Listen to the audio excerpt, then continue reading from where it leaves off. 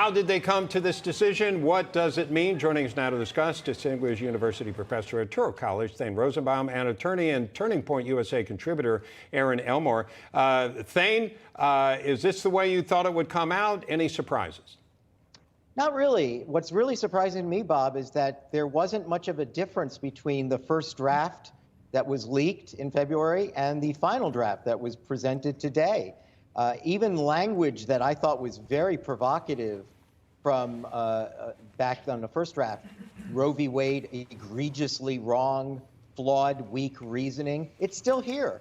So it seems as if, for the most part, the justices remained united from the first draft to the last draft, for the most part, and the attempts, death threats, the protests, even the leaking of the opinion itself obviously did not intimidate them.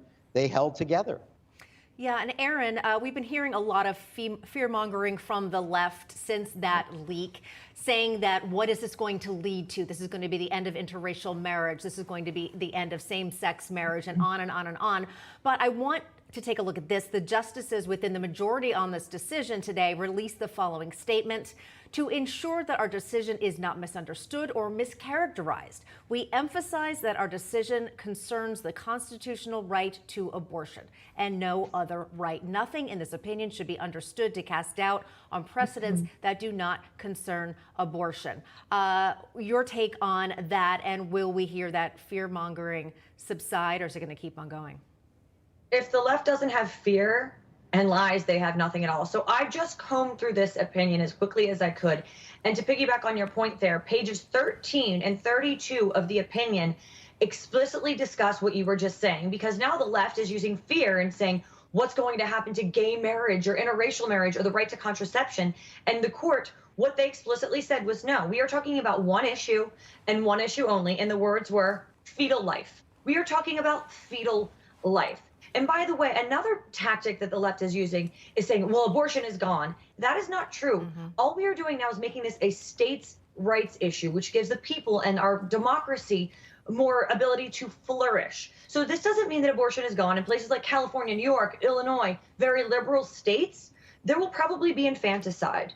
And that will have the repercussions that it shall. But other states, yes, that are more conservative, the people will choose, their electorate will choose, the legislature will choose. So that's sort of a bastardization of the law and of what this opinion means. All it means is that Roe is not good law. And by the way, brilliant liberal jurists like Ruth Bader Ginsburg even said that Roe wasn't good law. Lawrence Tribe, a brilliant attorney and strategist in the legal realm, said it wasn't good law, because what it did is it put the ability for the Supreme Court to have to make every decision about abortion. Let's leave it to the people and let's leave it to the states. It doesn't belong with 9 people in robes. It belongs to the electorate in our democracy. Yeah. They essentially wrote a law back in 1973. Right. And today, the Supreme Court said, no, you can't do that. That's left to the people in the states. So, Thane, let's talk about that, because if you go back to the states, some are going to allow abortion, some are not. Some are going to restrict it very heavily, others not so.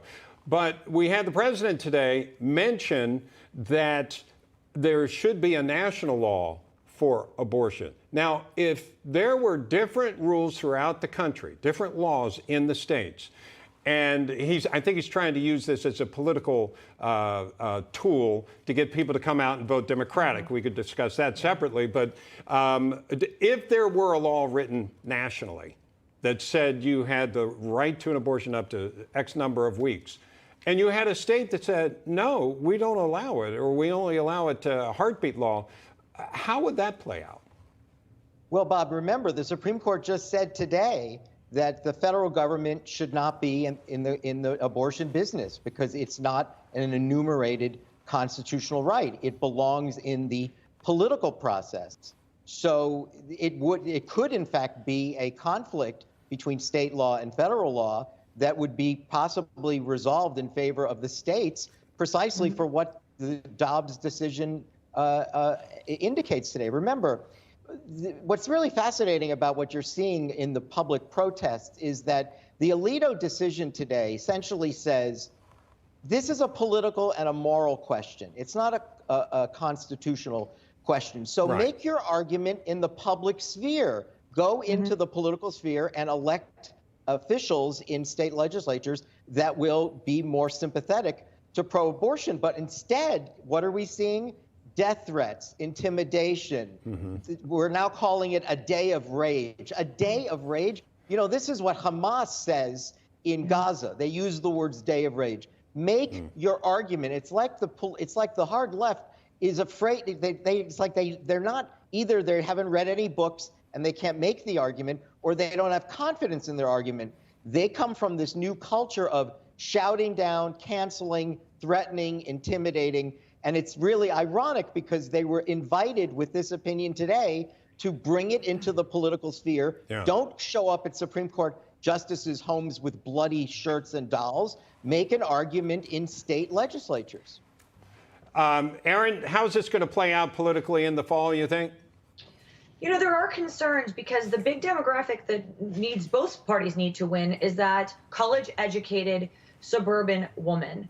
And we don't know how she's going to see this decision. You know, is she educated on the fact that it's a state's right now? Is she aware of how this is going to play out? So I do think that some people are one-issue voters on both sides, and this can drive people to the polls on both sides. But we are seeing a crisis in our country with inflation, highest inflation in 40 years. We have no baby formula. We have other shortages in the grocery store. Gas is at a ridiculously high price. Right. Those are the kitchen table issues that really matter to voters. And I think that's what's going to drive people to the polls over the issue of abortion. Right. All right. Erin, Elmore, Thane, Rosenbaum, thanks so much for being with us. Great. Finally great happened, Thane. Yeah. We've been talking about it for months. Finally got to.